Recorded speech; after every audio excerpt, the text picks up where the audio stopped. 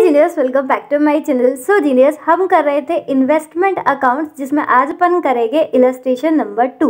तो चलिए फटाफट से कॉपी और पेन निकालते हैं और इलस्ट्रेशन नंबर 2 को भी आसान बनाते हैं।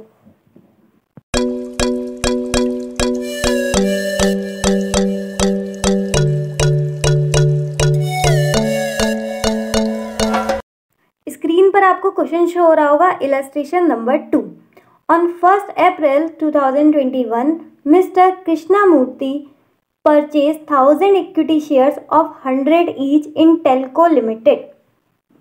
कृष्णामूर्ति ये हम रहेंगे, यानी कि हम लोग इन्वेस्टमेंट अकाउंट बना रहे हैं, तो ये हम रहेंगे। हमने क्या किया है, 1000 इक्विटी शेयर्स परचेज किए हैं, जिसका फेस वैल्यू कितना है, 100 का। ठीक है, कितने में परचेज किए हैं, 120 रुपये में।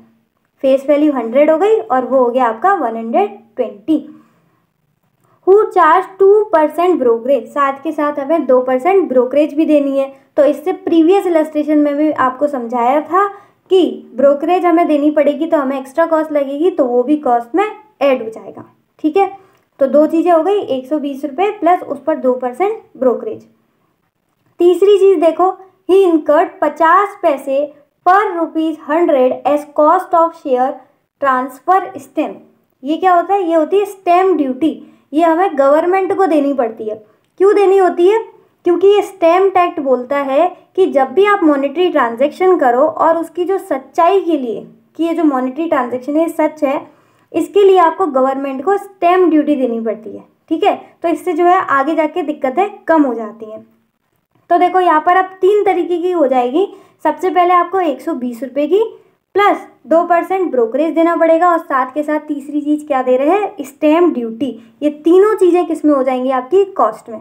ठीक है, तो जो जो शेयर्स परचेज करने के लिए हमें कॉस्ट इनकर करनी पड़ रही है, सबको हम ऐड कर देंगे। इतना समझा, तीनों को ऐड कर देंगे। अच्छा, स्टैम्प ड्यूटी निकालेंगे कैसे, ये देखो, ये बोल रहे हैं अगर कॉस्ट 100 रुपये होगी तो आपको कितने देने हैं, 50 पैसे। अच्छा सोचो, 200 होगी कॉस्ट तो कितने देने पड़ेंगे, 1 रुपया। इसी तरीके से अगर 300 होगी कॉस्ट तो कितना देना पड़ेगा, 1.5 रुपया।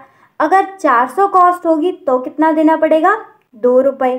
ठीक है, 400 होगी तो 100 100 100 100, यानी कि 0.5 0.5 0.5 0.5, कुल मिला के 2 रुपये। उसी तरीके से अगर 1,20,000 देने होंगे तब कितनी स्टैम्प ड्यूटी देनी पड़ेगी, ये आप मुझे कैलकुलेट करके बताओ। ठीक है, कैलकुलेट करो। वैसे अपन जब कॉपी पेन पर इसे करेंगे तो आपको अच्छे से कैलकुलेशन आ जाएगी और समझ में भी आ जाएगा। अभी अपन आगे क्वेश्चन की तरफ बढ़ते हैं। अच्छा, इतनी चीज़ आप लोग रजिस्टर पर लिख लीजिएगा, जिस पर भी आप इलस्ट्रेशन नंबर 2 सॉल्व करने वाले हो वहाँ पर लिख लो। 1 अप्रैल 2021 को हमने क्या किया है, इक्विटी शेयर्स परचेज किए हैं 1000, कितने रुपए में, 120 रुपये में, जिसमें हमने ब्रोकरेज दी है 2% और स्टैम्प ड्यूटी दी है 0.50 पैसे पर ₹100। ठीक है, जो अभी मैंने बोला वो बस आपको शॉर्ट में लिख देना है, इससे हमारे क्वेश्चन की समरी बनती जाएगी। तो ये पहली बात आप लोग लिख लेना। आगे क्वेश्चन पढ़ते हैं।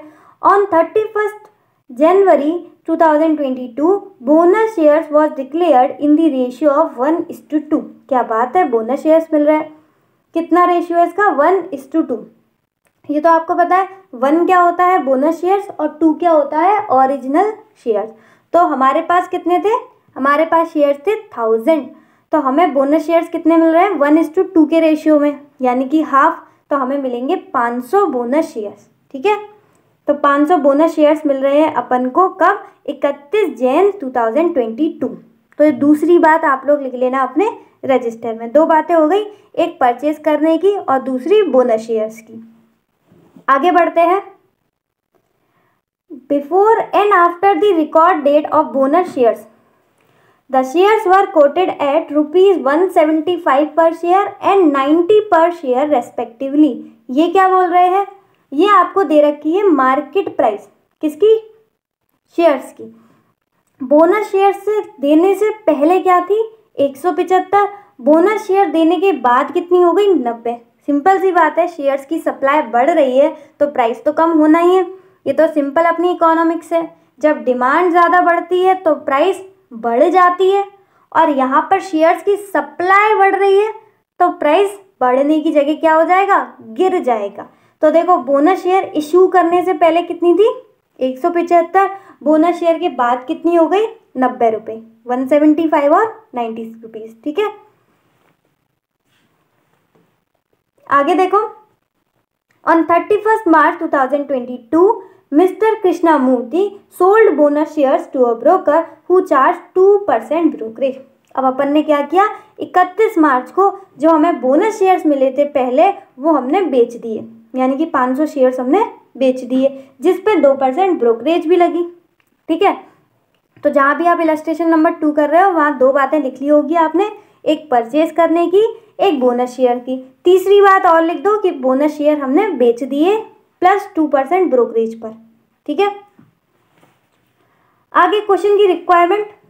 Show the investment account in the books of mister Krishnamurthy who held the share as current asset and closing value of investment shall be made at cost or market value whichever is lower। ये बात अगर बोलते नहीं फिर भी हमें करनी पड़ती, क्योंकि इन्वेस्टमेंट अकाउंट का जो अकाउंटिंग स्टैंडर्ड है वो है AS 13 और वो क्या बोलता है कि अगर आपकी करंट इन्वेस्टमेंट है तो आपको उसको कैसे रिकॉर्ड करना है, कॉस्ट और market value which ever is lower, जो भी कम हो उस पर आपको रिकॉर्ड करना है। ठीक है, तो अगर ये बात नहीं बोली होती तब भी आपको चेक करना पड़ता कि कॉस्ट कम है या फिर मार्केट वैल्यू, जो भी कम है आपको उस पर 31 मार्च की क्लोजिंग करनी पड़ेगी। ठीक है, अभी सिर्फ हमने एक क्वेश्चन देखा है, जब अपन ये सॉल्व करेंगे तो आपको और अच्छे से आ जाएगा। बिल्कुल लोड ना लो, आ जाओ फटाफट कॉपी पर। आ गए, वेरी गुड। यहाँ पर अपन ने लिख लिया है इन्वेस्टमेंट अकाउंट्स इलस्ट्रेशन नंबर 2। ये जो 3 बातें मैंने आपको लिखवाई थी वो आपने लिख ली होंगी। क्वेश्चन पढ़ते पढ़ते मैंने बोला था ना कि सबसे पहले परचेज की लिख लो, उसके बाद बोनस शेयर और तीसरी बोनस शेयर को बेचने की। ठीक है, इससे क्या होगा, ये पूरी अपनी क्वेश्चन की समरी बन जाती है तो अपन को सॉल्व करने में आसानी होगी। ठीक, लेकिन मैंने प्रीवियस इलस्ट्रेशन में भी बताया था कि ये तीनों चीज़ें यहाँ पर लिखनी है लेकिन एग्जाम में नहीं लिखनी। ठीक है ना, एग्जाम में इन तीनों चीज़ों पर टाइम वेस्ट मत करना। ये अगर आपको लिखना हो तो क्वेश्चन पेपर पर ही शॉर्ट में लिख देना। ठीक है, तो यहाँ से अपन करते हैं सॉल्यूशन। किसकी बुक्स में कर रहे हैं, इन दी बुक्स ऑफ मिस्टर कृष्णामूर्ति। क्या बना रहे हैं, इन्वेस्टमेंट अकाउंट, और इन्वेस्टमेंट किस में किया था अपन ने, इक्विटी शेयर्स में। कब का बना रहे हैं, for the period from 1 April 2021 to 31 March 2022। ठीक है, तो ये तो आपने पहले लिख लिया होगा। ये 3 चीज़ें और लिख लो और साथ के साथ इसका फॉर्मेट तैयार कर लो। फॉर्मेट में मैंने बताया था डेट, पर्टिकुलर्स, फेस वैल्यू, उसके बाद इंटरेस्ट लिखवाया था, लेकिन यहाँ पर इंटरेस्ट का तो कोई काम है नहीं इसलिए वो कॉलम हमने हटा दिया। आ गया cost, date, particulars, face value, again interest नहीं है, क्या आ गया, डायरेक्ट कॉस्ट। एक साइड हो गई अपनी डेबिट और एक साइड हो गई क्रेडिट। इतना फॉर्मेट तैयार कर लिया। अगर नहीं किया है तो वीडियो पॉज कीजिए और ये फॉर्मेट पूरा तैयार कर लीजिए। ठीक है, अपन बढ़ रहे हैं आगे। तो सबसे पहले क्या हुआ है समरी में से देखते हैं। 1 अप्रैल को परचेज हुए इक्विटी शेयर्स, तो 1 अप्रैल 2021 परचेज किए तो एंट्री क्या बनेगी, इन्वेस्टमेंट अकाउंट डेबिट, तो डेबिट हो गए टू बैंक अकाउंट, पैसा चला जाएगा। अब इसमें फेस वैल्यू कितना आएगा और कॉस्ट कितना आएगा उसके लिए हम क्रिएट करेंगे वर्किंग नोट नंबर 1, क्योंकि मैंने आपको पहले भी बताया था इन्वेस्टमेंट अकाउंट में जो मार्क्स रहते हैं वो मेन रहते हैं वर्किंग नोट के, क्योंकि अकाउंट तो बहुत छोटा सा होता है, कोई भी बना लेता है, इसलिए हर चीज़ हम किस में शो करेंगे, वर्किंग नोट में। यहाँ हमने क्रिएट कर लिया है वर्किंग नोट नंबर 1, 10,000 नहीं है 1000। ठीक है, 1000 इक्विटी शेयर्स हमने परचेज किए हैं 1 अप्रैल 2021। इसकी फेस वैल्यू क्या होगी, तो देखो 1000 इक्विटी शेयर्स है, फेस वैल्यू था 100, तो ये आ गया 1 लाख रुपीज़। ठीक है ना, कॉस्ट क्या रहेगी, तो 1000 इक्विटी शेयर्स थे, कितने में खरीद रहे हैं अपन, 120 में। ठीक है, तो यहाँ पर आ जाएगा 1,20,000। ठीक, लेकिन साथ में क्या था, साथ में हमें देनी पड़ रही है ब्रोकरेज, तो वो भी ऐड हो जाएगी। कितनी थी ब्रोकरेज? 2% थी। तो 1,20,000 पर 2%। कैलकुलेट कर लो, बहुत ईजी है। 12 2 24, आ गई 2400। ठीक है, ये दो चीज़ें तो सिंपल ही थी। कॉस्ट इनकर हो रही है, सिंपल सी बात है, ये तो होगी। साथ के साथ ब्रोकरेज भी हो रही है तो वो भी ऐड हो जाएगी। एक और चीज़ थी, याद करो क्या नई चीज़ थी इस क्वेश्चन में? वो थी स्टैम्प ड्यूटी, कि मैंने आपको बताई थी किसको देते हैं और क्यों देते हैं। अब इसे कैलकुलेट कैसे करना है मैंने बताया था। इन्होंने बोला है हर 100 रुपये पर कितनी देनी है? 0.50 पैसा। हर 100 रुपये पर कितनी देनी है? 0.50 पैसे। ठीक है, तो 1,20,000 में जितने भी 100 होंगे उस पर कितना देना पड़ेगा? 0.50। ठीक, तो 1,20,000 डिवाइडेड बाय 100 इंटू 0.5, ये आ गया 600। ये चीज़ समझ में आई कि नहीं आई? किस किस को नहीं आई बताओ? तब तक मैं इसका ऐड कर लेती हूँ। ये हो गया 2400, 600, 3,000 और ये हो गया 1,23,000। ये तीनों अपन ने टोटल कर लिए। ठीक है, cost plus brokerage plus stamp duty, ये आ गया 1,23,000। तो 1,00,000 आ गई फेस वैल्यू और 1,23,000 आ गया कॉस्ट। ठीक है, पहली कंप्लीट हो गई परचेज की। जिसको स्टैम्प ड्यूटी वाला चीज़ समझ में नहीं आई, पसंद तो आई होगी, समझ में नहीं आई वो देखो इधर। स्टैम्प ड्यूटी उन्होंने क्या बोला था? 100 की कॉस्ट पे हमें कितने देने पड़ेंगे? 0.50। तो आपने कैसे कैलकुलेट किया था? 100/100 इंटू 0.50, ये आ गया था 0.50। उसी तरीके से मैंने बताया था अगर 200 देने होंगे, अगर 200 कॉस्ट होती, इसका मतलब 100 कितने होते? 2 ही तो होते। 200 में कितने 100 आते हैं? 2 आते हैं। तो एक पर हमें कितना देना है? 50।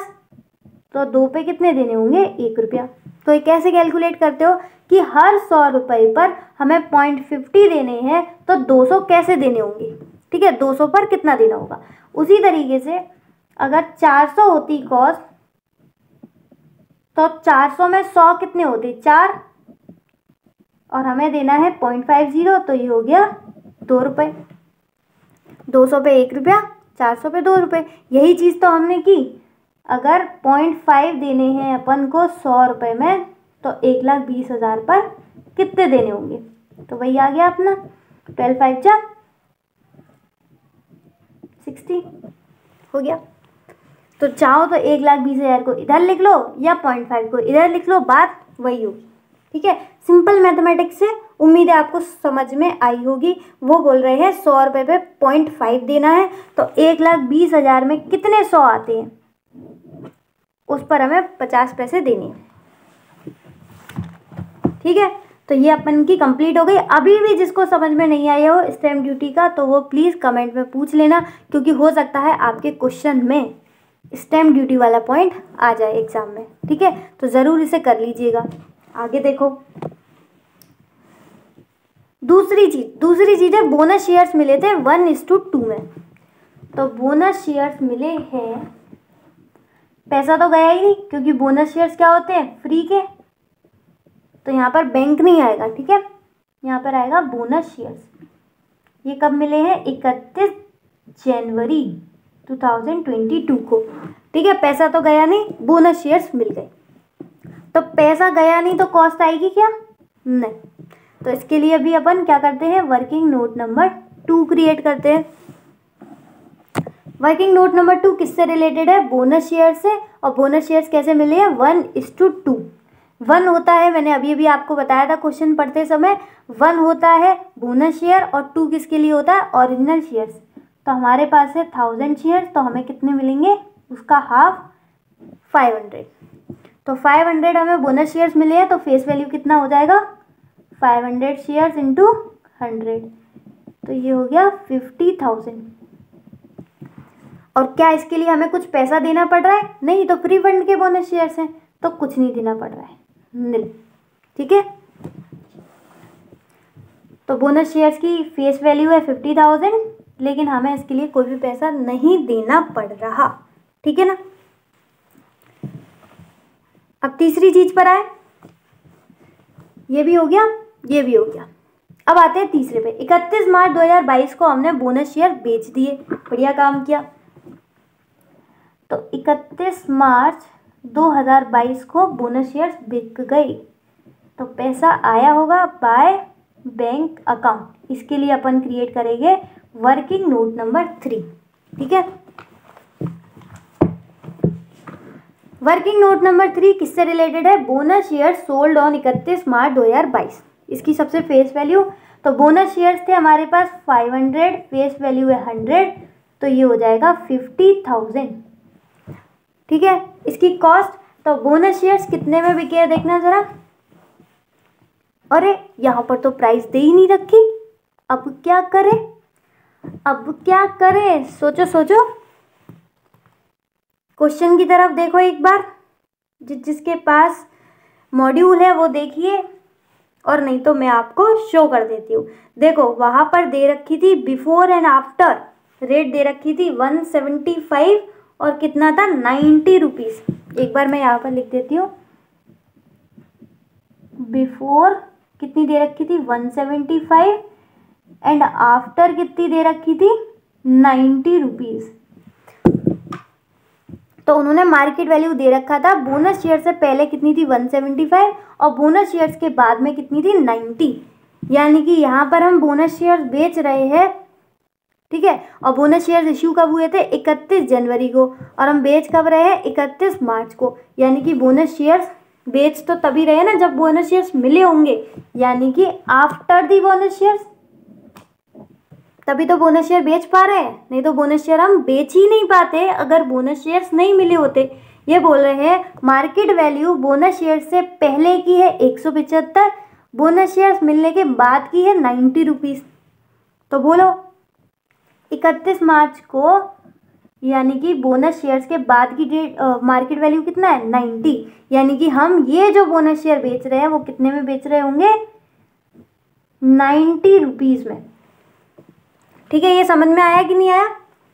बोनस शेयर्स की जो हम बेच रहे हैं उसकी प्राइस नहीं दे रखी थी, लेकिन हमने देखा बोनस शेयर्स को इशू करने के बाद की, यानी कि आफ्टर दी बोनस शेयर हमें मार्केट वैल्यू दे रखा था 90 रुपीज़। तो उससे हमें पता चल गया कि ये जो बोनस शेयर बिके हैं ये कितने में बिके होंगे, कितने में बिके होंगे 90 रुपीज़ में। साथ के साथ 2% ब्रोकरेज भी है, याद रखना। तो यहाँ पर आ जाते हैं अपन कॉस्ट पे। तो 500 बोनस शेयर है, कॉस्ट कितने पे बेच रहे हैं 90 रुपीज़ पर, तो ये आ गया 45,000, 5 9 जा 45, सिंपल है। लेकिन लेकिन लेकिन ये पूरा पैसा हमें नहीं मिला, कुछ मिडलमैन यानी कि ब्रोकर खा गया। तो ब्रोकरेज का कितना पैसा खप गया देखो ज़रा, 45,000 पर 2%, 45 टू जा 90, ये आ जाएगा 900 रुपये, ठीक है। तो क्या हमें 45,000 मिले? नहीं, 900 रुपये काट के मिले, यानी कि हमें कितना मिला 44,100 रुपये, 44,100, ठीक है। सिंपल है, इतनी कॉस्ट थी। और ये 90 कैसे आया ये भी समझ में आ गया, क्योंकि बोनस शेयर्स इशू करने के बाद मार्केट प्राइस कितना है 90 रुपीज़। तो 45,000 मिलने थे, लेकिन बीच में ब्रोकर खा गया कितने 900 रुपये, तो हमें कितने मिले सिर्फ और सिर्फ 44,100। तो हम क्या बोलेंगे, बोनस शेयर बेचकर हमें मिला 44,100 रुपये। तो वर्किंग नोट 3 से हमें ये पता चल गया फेस वैल्यू 50,000 और ये 44,100, ठीक है। तो ये कंप्लीट हो गया अपना। अब देखते हैं बोनस शेयर्स जो हमने बेचे हैं उसको बेचकर फ़ायदा हुआ है या नुकसान।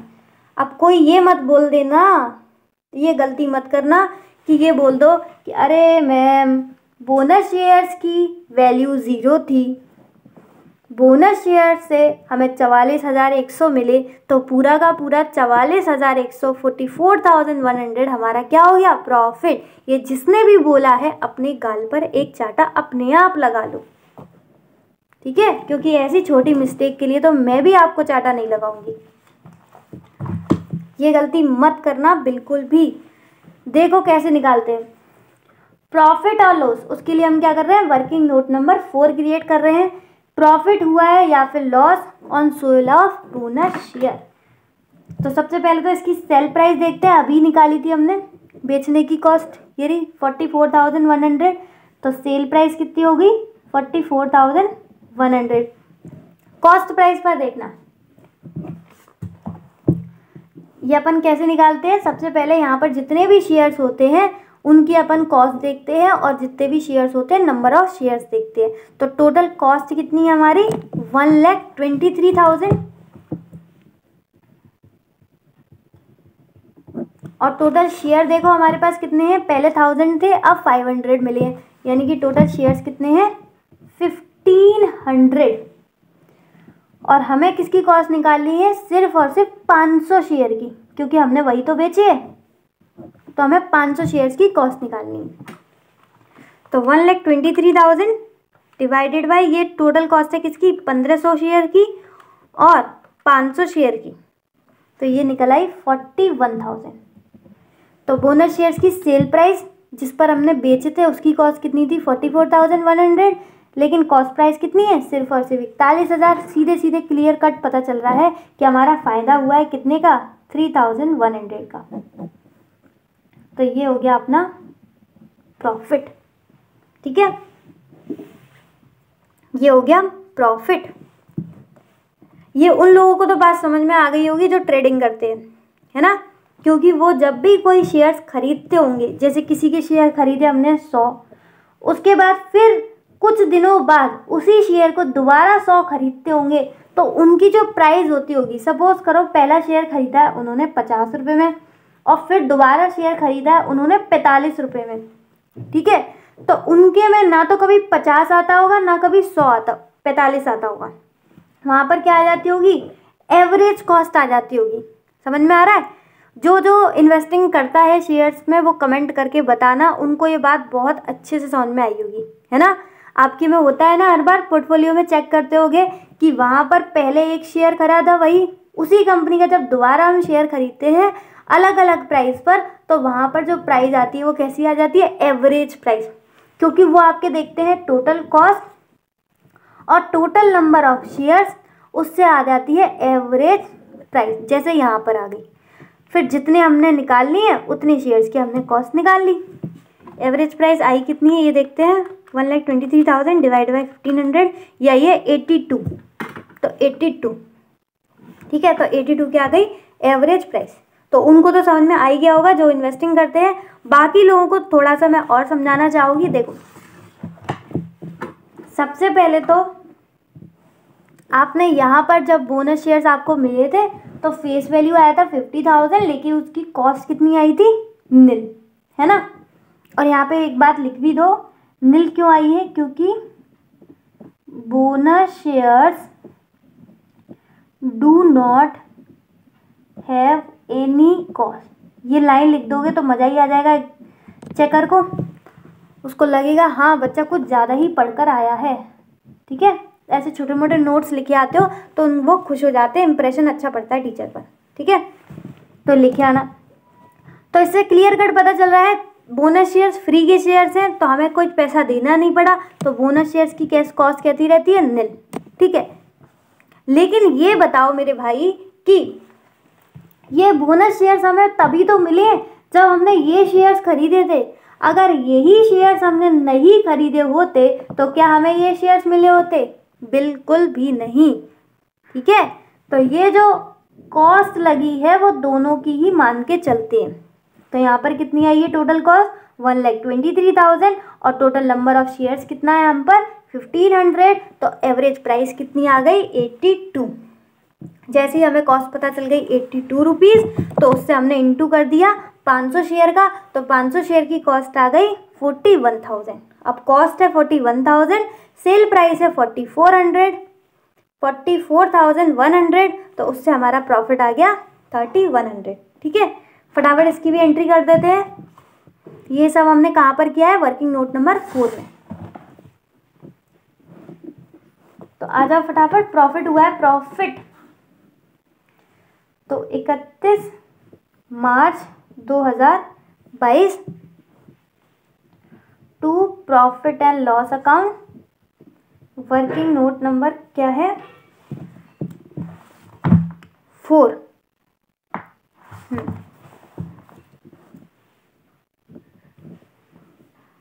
वर्किंग नोट नंबर 4, प्रॉफिट कितना हुआ है अपन को? 3100 ही तो हुआ था शायद। हाँ सही है सही है सही है। तो ये अपना हो गया, प्रॉफिट एंड लॉस भी खत्म हो गया। ठीक, अब क्या रह गया? कुछ नहीं, खरीद लिए, बोनस शेयर्स मिल गए, बेच दिए, साथ के साथ प्रॉफिट एंड लॉस भी हमने कैलकुलेट कर लिया। अब कुछ नहीं बचा, बस बैलेंस करने की देरी है। तो चलो फटाफट लास्ट में से बैलेंस कर देते हैं बाय बैलेंस CD। तो 1,50,000 थे हम पर total face value, 50,000 face value बिक गई, बचा कितना?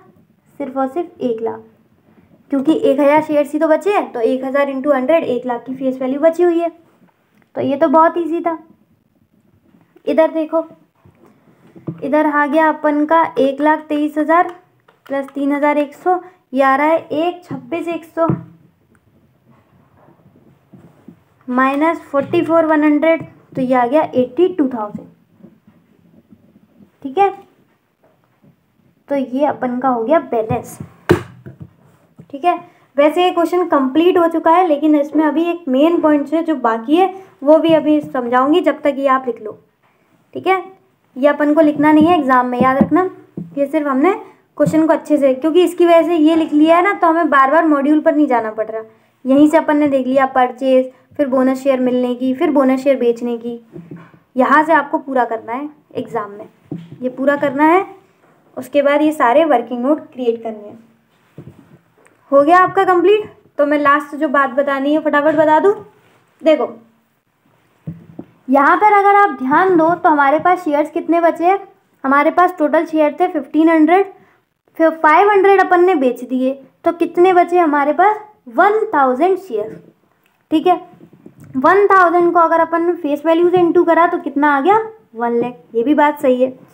1000 शेयर्स का अपन ने इंटू किया किससे? एवरेज प्राइस याद है आपको कितनी थी? 82। तो ये भी अपना सही है, 1000 इंटू 82, 82,000, ये भी सही है। तो फिर क्या रह गया मैम इसमें? तो इसमें बात ये रह गई, यहाँ पर आ जाओ फटाफट समझाती हूँ।